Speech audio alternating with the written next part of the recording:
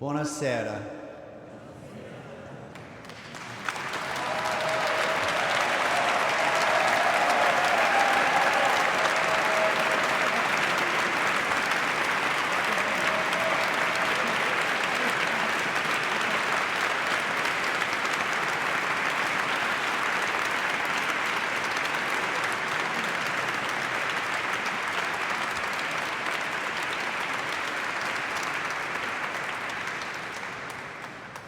Mi chiamo Padre James Martin, sono gesuita. Mi dispiace che non posso parlare migliori in italiano. Lo siento que no puedo hablar mejor en español. Je suis désolé que je ne peux pas parler meilleur en français. Alors, I will speak in English.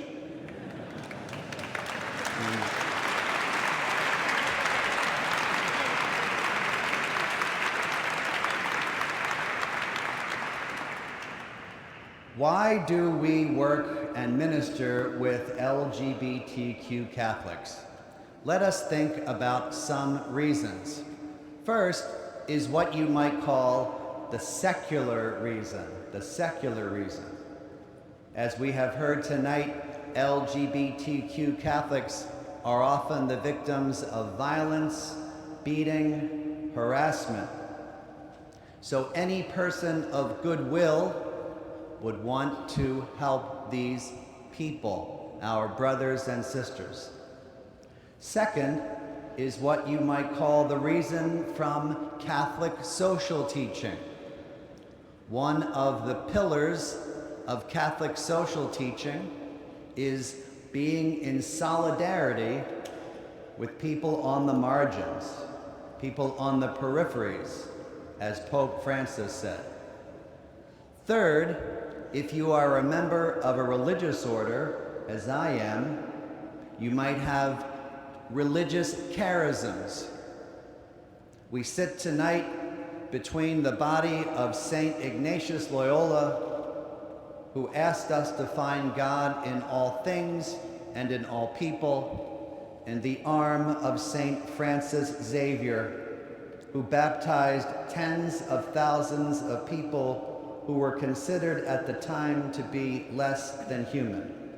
Today, are called to walk with the excluded. There is no one more excluded in our church than LGBTQ people. And so we have a secular reason, we have a Catholic social teaching reason, and we have a reason from a religious order. All of those are good reasons, but the more important reason is that this is what Jesus asks us to do, because this is what Jesus did in the Gospels. And I want to look very briefly at 3 gospel stories that show us this. The first is Jesus' encounter with the Roman centurion in Capernaum. Capernaum is a fishing village on the Sea of Galilee. A Roman centurion comes up to him. He is a member of an occupying army. He is a colonizer. He asks Jesus for healing for his servant. What does Jesus say? Does he say, "Go away from me. You are a member of a colonizing force"? Does he say, "Go away from me, you are not Jewish"? This man is as far outside the Jewish milieu as possible. He is the ultimate outsider. No, Jesus listens to him, heals his servant, and does a great favor for him and blesses him.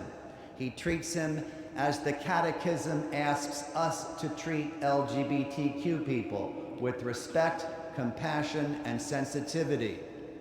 And he praises his faith. He says, "Never in Israel have I seen faith like this."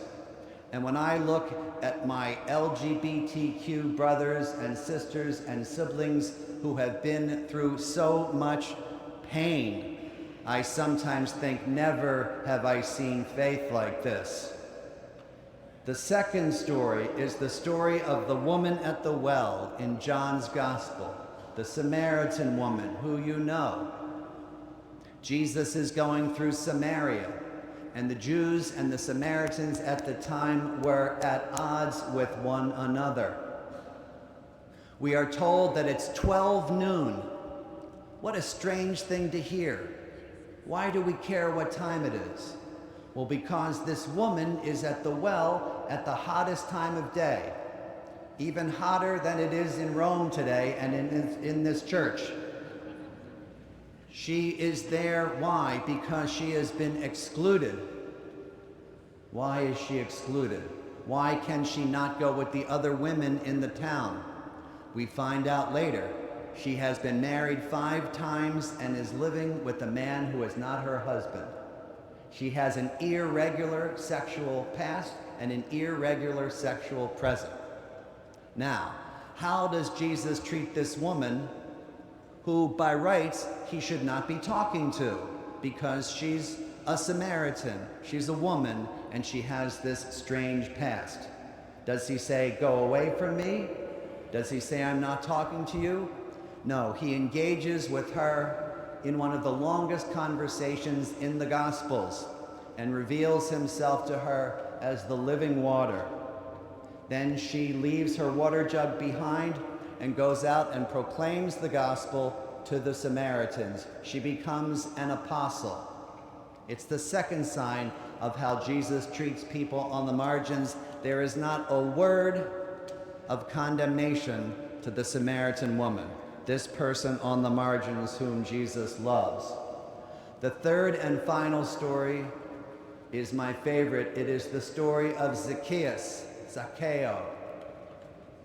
Zacchaeus is the chief tax collector in Jericho. Now, he was seen as on the outs. I bring this up not because LGBTQ Catholics are more sinful than anyone else, but because he is excluded, because he is a tax collector. I want you to think about LGBTQ Catholics like Zacchaeus. Zacchaeus is described as short in stature, right? He is physically short. But how little stature do LGBTQ Catholics have in the church? They have little stature, little standing. We are told he cannot see Jesus. Why? Because of the crowd. The crowd gets in the way.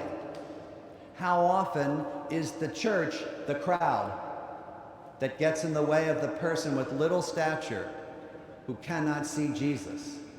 And why does he want to see him? He just wants to know Jesus. This is what all LGBTQ people want. They want to see and know Jesus. So what does he do? He climbs the tree. He does something difficult. He does something that other people don't have to do.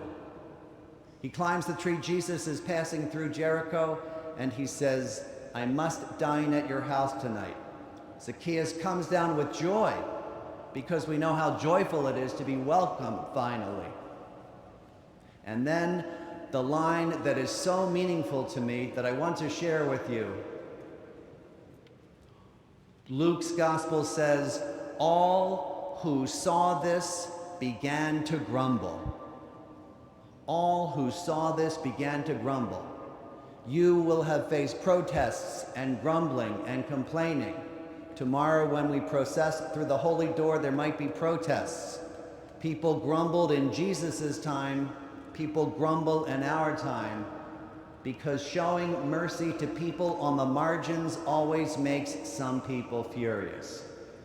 So we have to be ready for the grumbling and the complaining. Zacchaeus comes down and he says he will give half of his money to the poor and repay anyone he has defrauded. He has a conversion. But New Testament scholars say that Jesus is speaking, that the Gospels are speaking in the present tense. Zacchaeus is already giving half his money to the poor.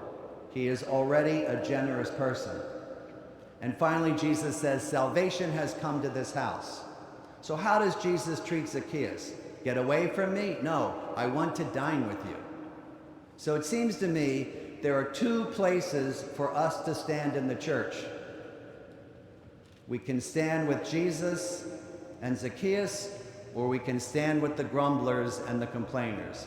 For me, I choose to stand with Jesus, and I invite you, my brothers and sisters and siblings, to do the same thing. God bless you.